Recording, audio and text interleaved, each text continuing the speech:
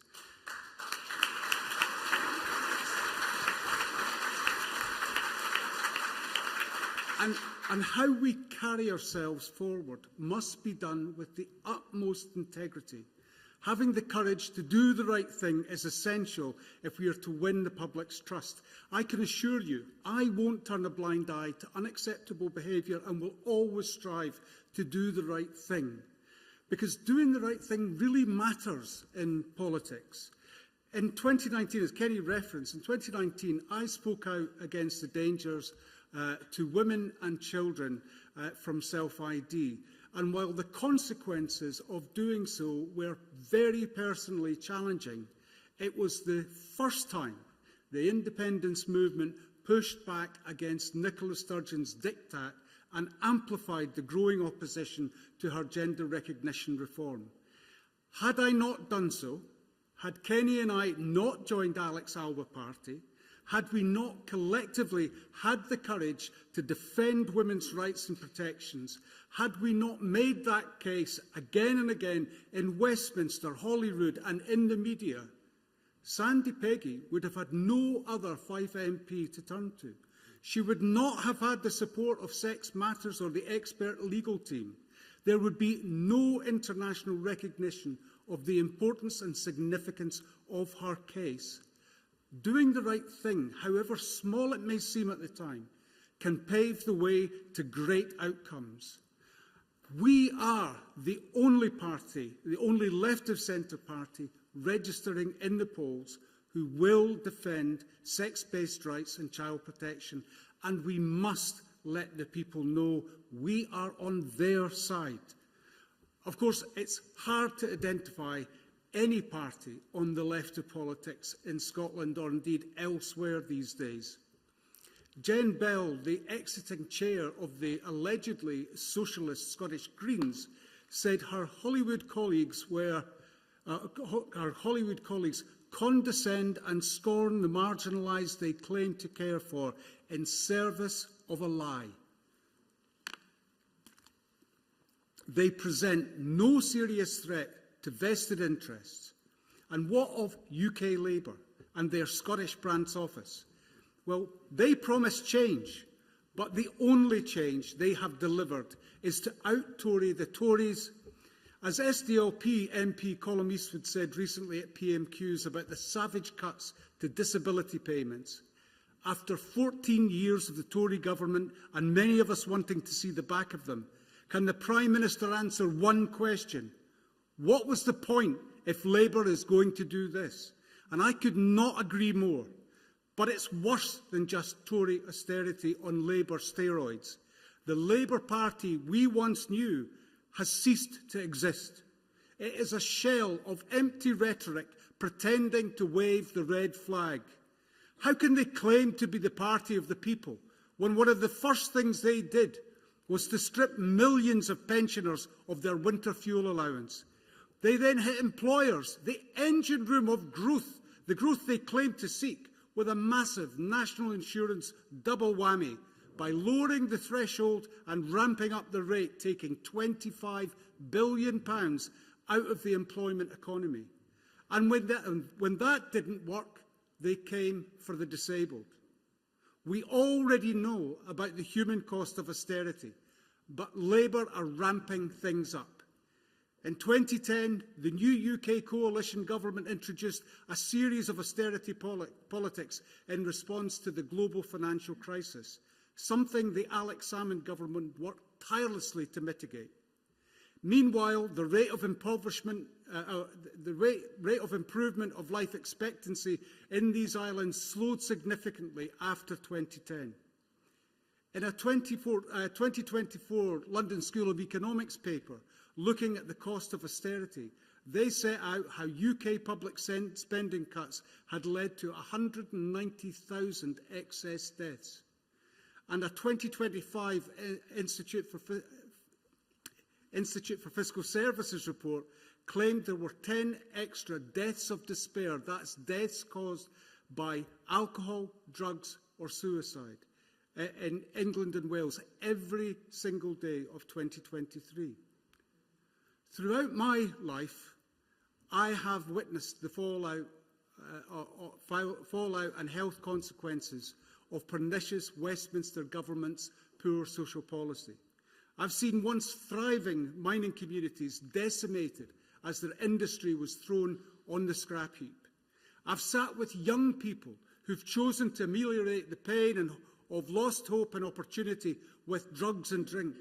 I've listened while they told me how they found their young partner dead beside them from an accidental overdose. Labour's idea for growth is to bring a cohort of young people suffering from a combination of mental ill health and joblessness back into work by impoverishing them. Many refer to the Tory party as the nasty party, but Labour are putting warfare before welfare. This will come to define Starmer's government and it should haunt them forever.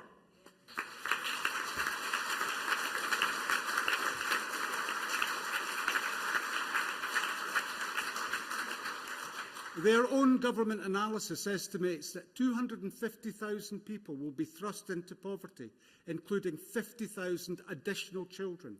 And the average PIP claimant will be £4,500 worse off per year. Labour have no money for vulnerable people, but they have billions for war and bombs.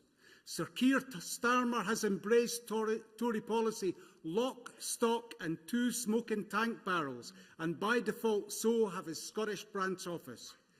Just like Trump, they are stripping away public services, targeting the most vulnerable people in society by slashing $5 billion from disability support, schmoozing with BlackRock and protecting the super rich who have never had it so good. This tells you everything you need to know about who Sir Keir Starmer is. The party, founded on marching and protest, has now accepted draconian Tory restrictions on Article 11 rights of peaceful assembly and association. All of this economic misery will directly impact Scotland's block grant. And on the Constitution, we know Labour can't be trusted. They were willing participants in the cover-up of the Macron report while Her Majesty's Treasury prospered from Scotland's bounty. Norway stands with $1.7 trillion of a sovereign wealth fund, while Scotland is replete with fuel poverty and deprivation. It is simply not good enough, and the people of Scotland should no longer settle for a combination of robbery of our vast natural wealth, the impoverishment of our people, and the decimation of our infrastructure and our economy. Enough is enough.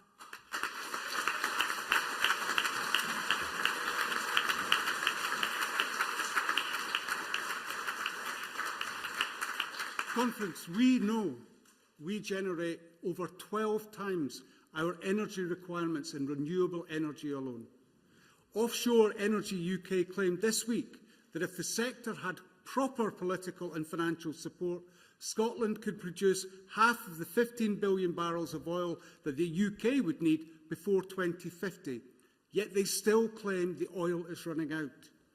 National Grid's Beyond 2030 plan will see 3 subsea cables and 1 on-land cable take Scotland's energy from our shores with no revenue and no manufacturing or supply chain jobs in return.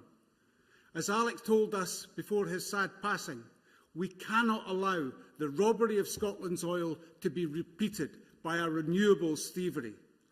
Alba have a strong message for Scotland, but we must counter the legacy media blackout. As an MP, I was responsible for looking after my constituents, and as Depute Leader, I intend to support Kenny to engage with our members and the wider movement to drive our positive message on independence forward. To that end, I will work to develop a social media campaign strategy with assistance from our talented HQ team and NEC colleagues. But we cannot make a success of this alone. I will be looking for volunteers with media skills and a passion to get the message out there. We can reignite the hope and optimism that has been stifled over recent years and drive the Alba Party message forward. Mainstream politics is falling apart. The legacy media are losing ground, and that creates an opportunity. We can't cede that space to Nigel Farage and his Trumpian ambitions to tear down the NHS and much else. Scotland must choose the gateway of independence. Only with independence can we begin to use our vast natural wealth to build a fairer, kinder and more equal society for the benefit of our people. Let's take our message to Scotland and elect as many Alba Party MSPs as possible. That is our mission. The only reform Scotland needs is independence. Thanks.